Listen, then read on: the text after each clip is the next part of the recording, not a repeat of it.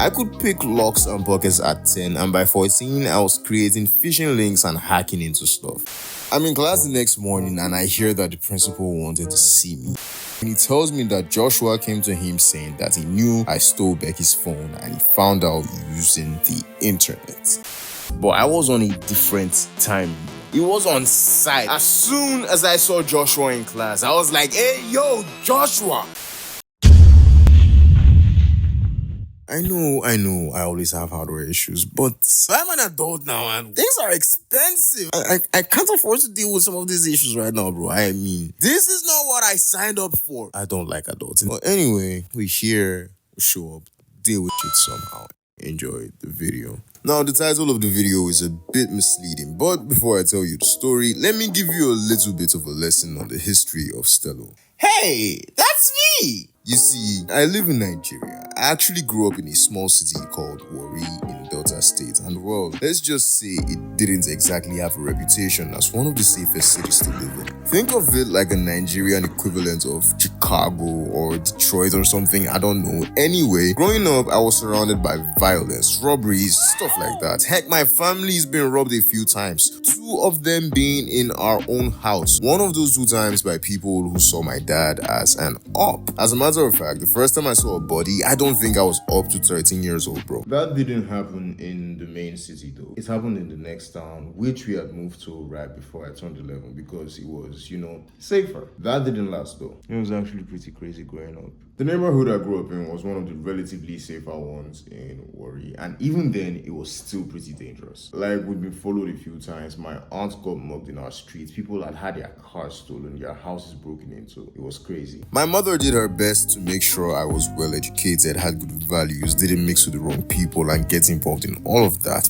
But she could only do so much, bro. I mean, for one, my parents were at work a lot of the time, so I snuck out of the house sometimes and hung out in the streets. Then there was also school, where I could meet all kinds of people. Plus, my dad had this thing where he wanted me exposed to and aware of the reality of what was going on around me, so I wouldn't end up a coddled and ignorant, easy target. You see, my dad grew up in the harder parts of town, and he was used to the lifestyle. But he also had a pretty strong mom who put a lot of sense into him and his siblings. So while he came from the streets and he had all of that street wisdom and experience, he did not let it define him and he made it out. And he wanted me to have some of that wisdom for myself. Now, despite all of my home training and good values, I did pick up a few questionable skills and taught myself some others. I could pick locks and pockets at 10, and by 14, I was creating phishing links and hacking into stuff. I actually just learned how to do these for fun and bragging rights, to be honest. I didn't care about actually stealing anything. I just like messing with people. I had a lot of street niggas looking for me so they could use me for my skills, and to be honest, if my parents didn't raise me the way they did, I'd probably be rolling in lots of dirty money right now. But no, here I am making cartoons on the internet and working jobs I never thought I would because I love you guys and I want to take over the world. So you better like and subscribe so I don't have to become a criminal. Oh, and a random fact about me, I went to 5 different high schools, spending about a year at each. I also had a few filler schools in between. The school that I'll be talking about in this video was my favorite. The name of the school was Kingsdale College, and I will probably be making a lot of videos from my time there. Now that that's out of the way, the story.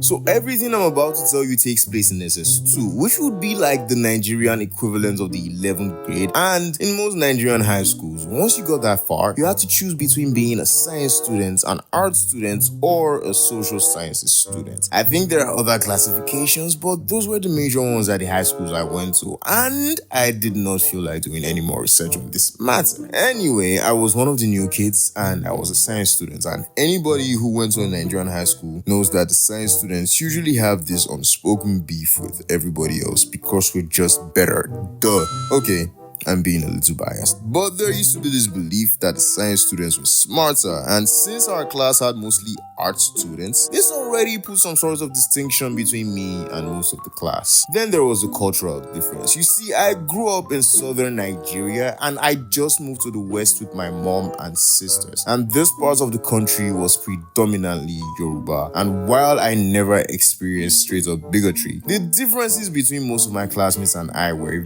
very obvious. For one, I can't speak any language that isn't English, bro. I mean, I didn't have that Duolingo phase like everybody else, and the only thing I learned is that leche means milk in Spanish. Now, a lot of my classmates could speak Yoruba or some other language, and I knew for a fact that some of them used to talk shit about me. I could just feel it. They would say something and I'd hear my name and they would be looking at me while they said it. Some of these people did not like me that much and they did not try to hide it. But I didn't care because there was nothing they could do about it. I'd been bullied before and I was no longer letting that happen. Most of the guys in my class knew this. You could not try me and get away with it. Well, except for this one guy. He sucker punched me, but that's a whole video on its own. You get the gist. I was a good kid who grew up in a mad city and adapted, then moved to another city where people had this perception of people from my city that made them careful around me. That was a lot of information. Anyway, of all the people who disliked me in my class, there was this social science student who seemed to absolutely despise me. We'll call him Joshua. You see, from the moment I met this guy, I had a feeling that we would not get along. And I was right. This nigga was just an asshole and he was my biggest up. He'd act all friendly, but he always had something to say about it. But he'd say it in Yoruba and I wouldn't understand shit. And he and his sidekicks would just be laughing at me. And I wouldn't be able to do anything because I didn't know what they said. And that used to piss me off. You could also say we had something of a rivalry. You see, Joshua and I were two very different people. He'd been in the school for a long time and he was the perfect student. He was punctual, he was almost amongst those with the best grades, and he mostly stayed out of trouble. His uniform was always perfect, all the good stuff. He was even the class prefect and supposedly who teachers favored as the next head boy. But he was an asshole and a bully. A lot of juniors did not like him and most of our seniors seemed indifferent about him. I was the exact opposite. I was a terrible student, bro. I was almost always late to school, distracted in class, hardly did any homework, never had any complete notes. Oh my god, I had no complete notes at all. What was I doing? Anyway, I hardly did any homework. I never had any complete notes. I broke a fucking window. I actually did not like school, but I was polite. Plus, this was back when I still cared about grades, so I always did well on tests and exams. And despite being a problem child, I was one of the top students. I even went to a math competition for my school with Joshua and a few others one time. All that got me a little bit of grace from the teachers. A little bit. I also had a much better relationship with other students. I was cool with the juniors, especially because I saved a few of them from the bullies in my class, and I was also tied with most of the seniors too. Having a good relationship with other students was important in becoming the head boy because we held elections as students would vote. And well, many students were very vocal about who they would be voting for in the next election. It was me. Which was crazy because I didn't even want to be head boy, bro. It sounded like way more responsibility than I wanted to deal with at 14 years old. I already had 2 baby sisters to look after and 4 external exams coming up. I was not taking any more side quests, even if it came with a power-up. All of that just added an extra layer to the tension between Joshua and I. Pause. But neither of us ever actually acted on it because nobody ever directly did anything to the other. Plus, I was not trying to get into any more trouble. So, I just limited my interactions with him, and taking most classes separately just made it a lot easier. I did, however, have him as a friend on Facebook, and he would try to use this against me. You see, most Nigerian schools have this rule against students bringing their phones to school without permission, and if a teacher found it, they could confiscate it. I broke this rule a lot. Now, our school had an event coming up, and this one girl in our class got permission to bring her phone for daily rehearsals. We'll call her Becky. She'd bring her phone to school, leave it in her bag, go about her day until it was time for rehearsals. Then she'd get it and they'd go do their thing. It went like that for a while until one day she went to get her phone and she couldn't find it. And nobody had seen anything because the class was empty at the time. Skill issue if you ask me, leaving your phone unguarded like that. She should have been like me, carrying it around in my pocket, sometimes disguised as a calculator. Anyway, she brought her phone to school, phone went missing, we couldn't find who did it. There was this one kid in my class that was accused at first though, but he didn't do it. Now, this happened on a Friday, which meant Becky would have to wait for the weekend to go by before school authorities could continue working on finding her phone. And any good phone thief would have erased the phone and either sold it or began using it by then. So she'd already given up on getting her phone back, but she still wanted to find the thief. Fast forward to Sunday evening, I'm scrolling through Facebook on my mom's old phone and then I received a message from Joshua, which was odd because this guy and I never texted. But I overlooked it and I responded anyway. He spoke about regular stuff, schoolwork, and then he brought up Becky's phone theft. I honestly don't remember how exactly the conversation went, but it was short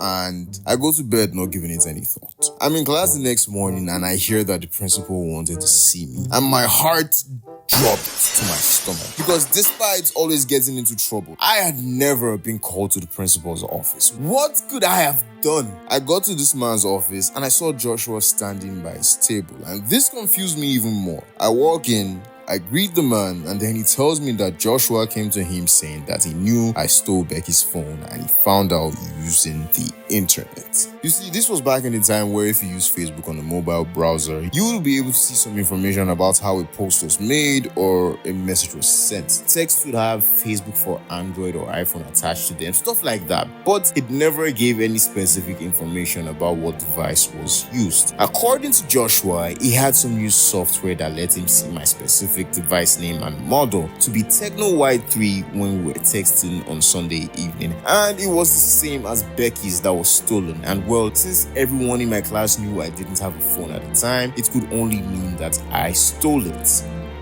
What the fuck? This nigga barely even knows shit about computers. What software is his lying ass talking about? And the principal believed this shit. Aha! So Divine, as you know, technology today is very advanced. It was only a matter of time until we caught up to you. This is a serious offense, but I want to give you benefit of doubt. Do you have anything to say for yourself? I don't like this guy. I never liked this guy. I don't think the principal is strong enough to pull me off him if I attacked him. Should I rush him? Divine! Huh? Sir? I didn't do it. You. Give me your parents' number. So I gave him my mom's number. I don't remember how their conversation went. She asked to speak to me. We spoke, told her I didn't do it. She said she believed me and she was on her way. She knew I had my issues, but she also knew that she did not raise a thief. Now, my mom was a teacher at the time and she couldn't just leave work and it was going to take a while before she'd get to my school. So before she did, I decided to try to fix things on my own. First of all, I knew he was lying. I mean, I was very much a tech person and I knew the only way for him to access that information on Facebook was if he had my password and logged in on his phone or he hacked into my account. And being someone who was interested in cybersecurity at the time, I was always vigilant and checked my logged in devices every day, even changing passwords every now and then, just to keep my account safe. He was not about to lie against me in my area of expertise. I was not going to get expelled over something I didn't do again. If I was going down, I would go down fighting. Plus, my mom's phone was a different model from Becky. So I knew for a fact that this nigga was lying against me and I was pissed. My mom shows up and the principal calls me to his office. He tells her what happens, but she remains calm and asks to see Joshua. But the principal refuses. They talk back and forth for a little bit before the principal asks me for my side of the story. To be honest, it didn't take a lot to prove that I was innocent. I showed the man our conversations, how Facebook displayed information about messages and posts, my login history, and finally, my mom's phone model, which was different from the stolen phone. My mom gets livid and demands to see Joshua. In the end, the principal was able to calm her down and convince her to leave. Talking about, oh, it was just a mistake. Forgive him, blah, blah, blah. F*** that guy. Then he sends me back to class, but I was on a different time. He was on site. As soon as I saw Joshua in class, I was like, hey, yo, Joshua. Oh, that's what I wanted to do anyway. But I didn't. The whole thing just died there. Joshua never had to face any consequences. And I actually got to find out while making this video that they accused someone else. I think they found the thief a few weeks later. I honestly don't remember. I think it was some junior. I didn't care enough to learn the details. So yeah. After that, I began to mostly ignore Joshua. Honestly, I wanted to get revenge, but I never got my chance since I left the school a few months later. If you made it this far, thanks for watching. Be sure to like and subscribe. Then I want to give a big shout out and a big thank you to my friend Abdi the Icon. Go check out his channel. He also makes amazing animated storytime content. And well, he's consistent, unlike me. Anyway, be sure to check him out. Follow me on TikTok and Instagram. I'm trying to get to 5K, so be sure to subscribe, share with your friends. I'm going to try to be more consistent moving forward. Once again, thank you, love you, and goodbye.